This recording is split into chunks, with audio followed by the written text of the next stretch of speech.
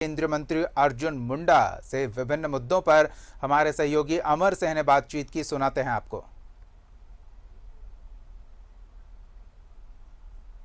मेरे साथ केंद्रीय मंत्री अर्जुन मुंडा जी हैं। आज हूल दिवस है, आज उनको आपने श्रद्धांजलि भी दी है। क्या है और किस तरह से आप लोग देखते हैं, खास करके झारखंड के विषय में? आज ही के दिन 30 जून 1855 को सिद्धू कान्हूचांद भैरव ने 30,000 आदिवासियों के साथ मिलकर अंग्रेजी हुकूमत के खिलाफ जोरदार आंदोलन हूल का आह्वान किया, क्रांति का उद्घोष किया और अपनी आहुति दी। उन दिनों में यदि आप देखें तो 30,000 यानी जंगल की गूंज उस आंदोलन के माध्यम से उभर करके सामने आई और लोग उन मौलिक अधिकारों के प्रति जागरूक होकर के विरोध जताया कि जो आदिवासी समाज की सार्वभौमिक व्यवस्था है उस पर किसी तरह का प्रहार नहीं हो।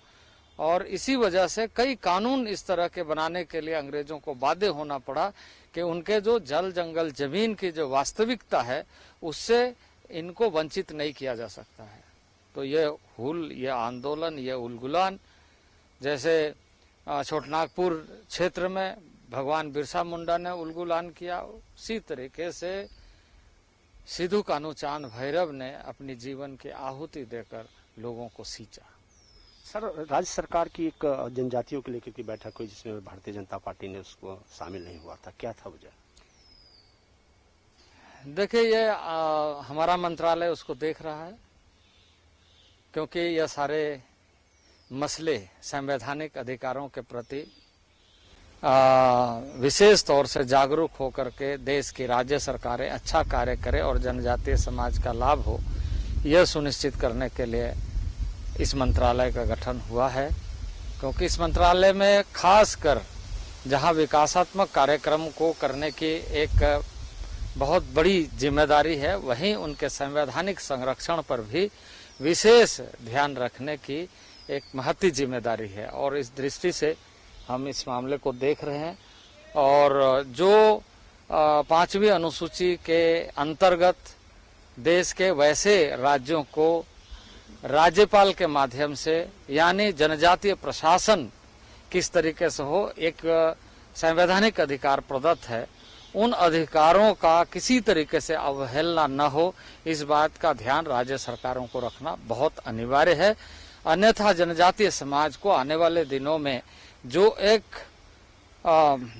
संवैधानिक संरक्षण है उस पर बलात् होने का, उस पर उनके साथ अन्याय होने का खतरा बढ़ जाएगा। इसको मानते हैं संवैधानिक है ये? इस मामले को मैं परामर्श कर रहा हूँ, देख रहा हूँ, सारी चीजों की जानकारी ले रहा हूँ। एक छोटा सा है, आपने भी आपके प्रदेश का बेटी पूरे वर्ल्ड में नाम की है, लेकिन ऐसे कई बच्चे हैं जो इससे वंचित रह जाते हैं। उनको सही तरीके से कह सकते हैं कि संसाधन नहीं मिल पाता है, क्योंकि आप केंद्र में भी मंत्री हैं और इस चीज को देखते हैं।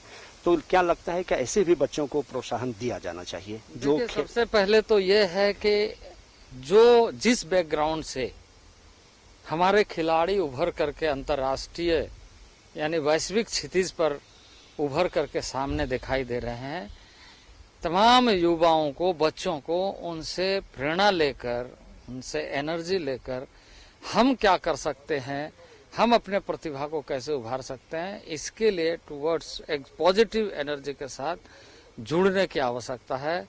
अवसरों को कैसे ज़्यादा से ज़्यादा प्राप्त कर सकते हैं, ये जागरूकता बहुत जरूरी है। और व्यक्तिगत रूप से आर्चरी के प्रति, सांगठनिक रूप से आर्चरी के प्रति और आर्चरी एसोसिएशन ऑफ इंडिया के माध्यम से आर्चरी के प्रति लगातार हमारा प्रयत्न चल रहा है, कार्यक्रम चल रहा है। और अब हम ये जो बहुत बड़ी संभावना है, जिस तरीके से माननीय प्रधानमंत्री जी ने सबको आह्वान करते हुए चर्चा की अपने मन की बात में कि हमारे आर्चर किस तरीके से वैश्विक क्षितिज पर उभर रहे हैं और कितना हम्बल फैमिली से लोग आकर के अपने प्रतिभा को दिखा रहे हैं, तो ये हमें प्रेरणा दे रहा है। ऐसे चीजों को हम जहां व्यक्तिगत रूप से, सांगठनिक दृष्टि से और एसोसिएशन के माध्यम से, सरकार की तरफ से टैलेंट हंट करके कैसे लेकर के आए, ये हम सबकी जिम्मेदारी है। हमें हर स्तर पर इस पर काम करना चाहिए। देश में बहुत सारी संभावनाएं हैं ऐसे क्षेत्रों में खेल के माध्यम से अपने प्रतिभा